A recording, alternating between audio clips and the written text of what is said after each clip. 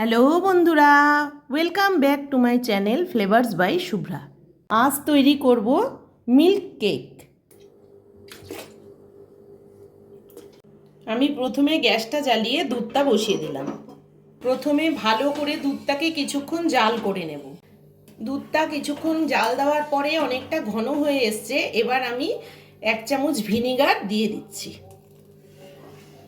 Vinegar দেওয়ার পরে এই যে দুধটা অনেকটা কেটে গেছে, এবারে চিনিটাও দিয়ে দিচ্ছি। এই মিষ্টিতে চিনি খুব একটা বেশি লাগবে না, অল্পই দিলাম।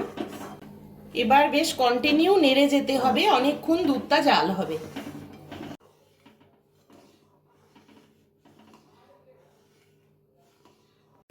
দুধ অনেকটাই ঘন হয়ে এসছে।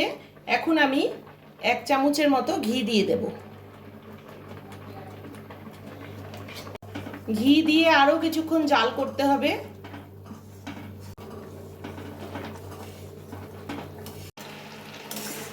মিষ্টিটা হয়ে এসেছে, এবার আমি ঢেলে নেব। এই একটা পাত্র নিয়ে এর মধ্যে আমি সামান্য ঘি দিয়ে ব্রাশ করে নিচ্ছি।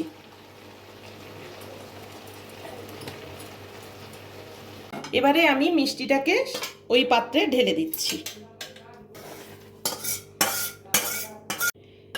মিষ্টিটা আমি সেট করে নিয়েছি। এবার ঘন্টাখানেক ফ্রিজে ঢুকিয়ে ঢেকে রাখবো। 1 ঘন্টা পরে আমি ফ্রিজ থেকে বার করে নিয়েছি। এবার এটা কেটে নেব।